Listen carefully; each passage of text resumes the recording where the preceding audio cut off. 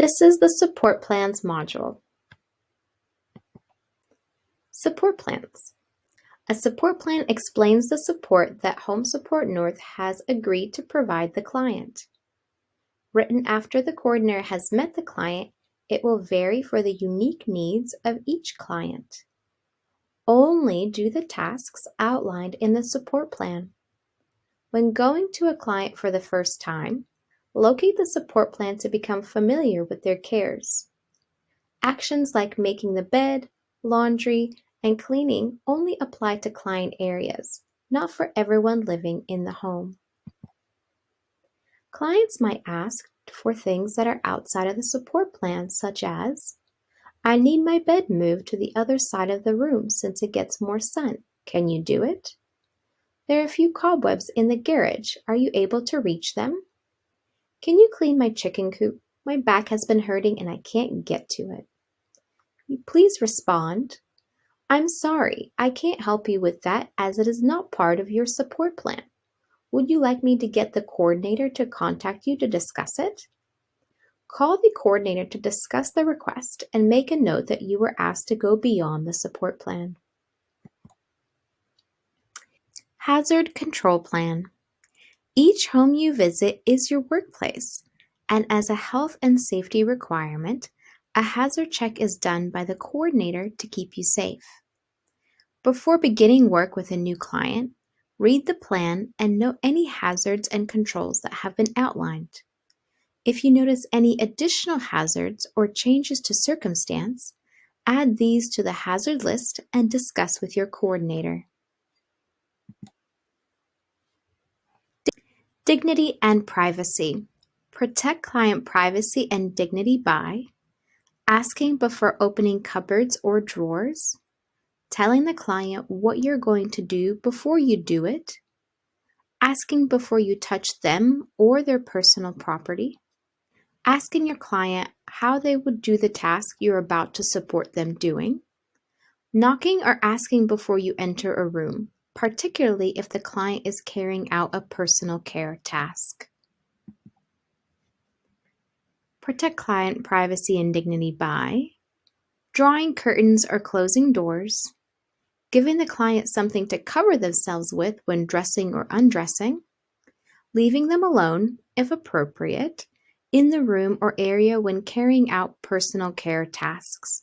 You could also turn away rather than watch them do something very personal, such as getting dressed. Principles of cleaning. Cleaning supplies will be provided by the client. Always ask, how would you like this done? Always use 3 separate cloths for bathroom, toilet, and kitchen. Soak cloths in solution to kill germs. Use tea towels for drying dishes only. Mop surplus water off floors. Do not mix cleaning products. Leave all cleaning cloths clean and out to dry. Rinse, mop, and leave upright. Principles of cleaning working from high to low areas. Start with curtain rods, tops of doors, picture frames, and mantelpieces. Next, windowsills, bookcases, tables, and dressers. Lastly, floors. Working in logical order. Strip beds first, then load the washing. Make beds before dusting. Prepare food before washing kitchen floor. Dust before vacuuming. Sweep or vacuum before washing floors. Clean toilet, shower, and hand basin before washing floors. Assisting with showering. Get the bathroom ready. Make sure it's not too cold and have a towel ready. Make sure any equipment that you need to use is working. Make sure the area is safe for you and the client. For example, put the bath mat on the floor. Make sure you have toiletries like shampoo and talcum powder within easy reach. During the shower, Look at the client's support plan to check what you need to know about supporting the client in the shower. Please remember, before giving hands-on care, remove rings, watches, bangles, etc., as these can cause scratches or cuts to the client's skin. Remember about dignity, respect, and privacy. Remember about different cultures, personal beliefs, and preferences. Do not leave the client exposed. Keep warm and ensure privacy is maintained. Pat dry after shower or bath. Remember that skin is fragile. Dry well, taking care to do the underarms, breasts, under overhanging skin, and between toes and fingers. Never cut toenails of a client yourself. The slightest nick in the skin or cuticle, especially in a diabetic, can lead to an infection and ultimately even gangrene. Finishing off after the shower. Make sure the client is comfortable and has everything they need.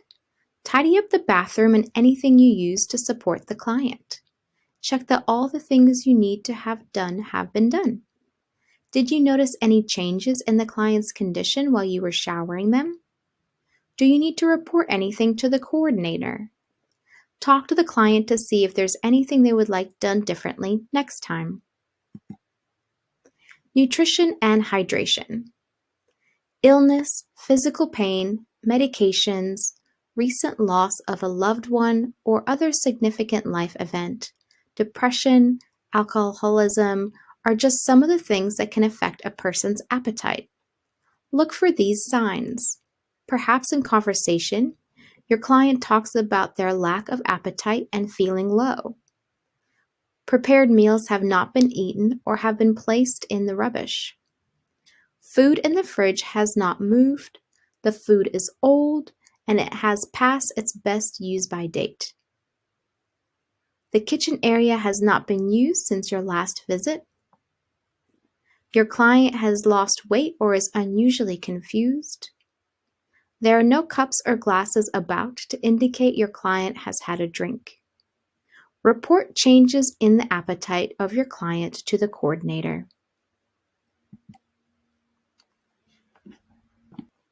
Water is essential for life. It is the body's main chemical and plays a part in every system and its function. If your client isn't drinking enough, dehydration can affect them in different ways.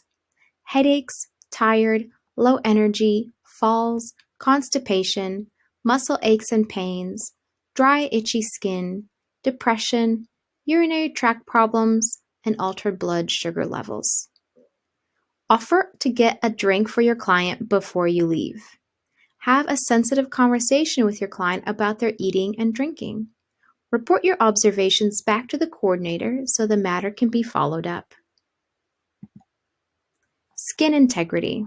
If you're providing personal care assistance to your client, keeping their skin healthy should be part of your daily work.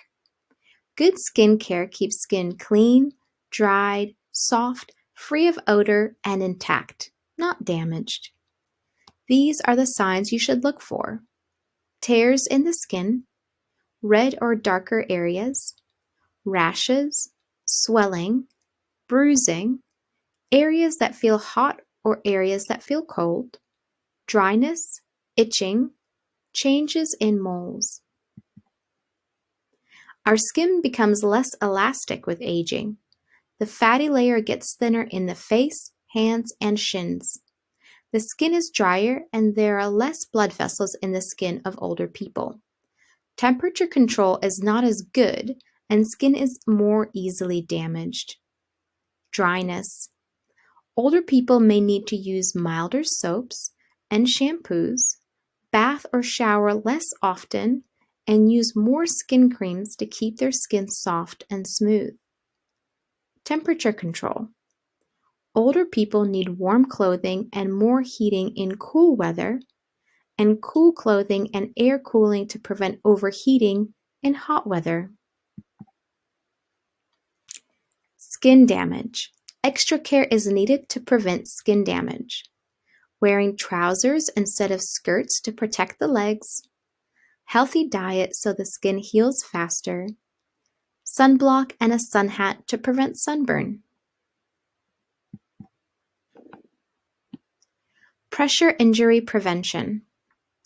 Pressure injuries, also known as bed sores, are mostly preventable. As carers, we need to ensure that we are observing a client's physical condition and reporting any changes back to the coordinator. The assessment for prevention of pressure injury. S. Surface. What is putting pressure on the surface of the skin?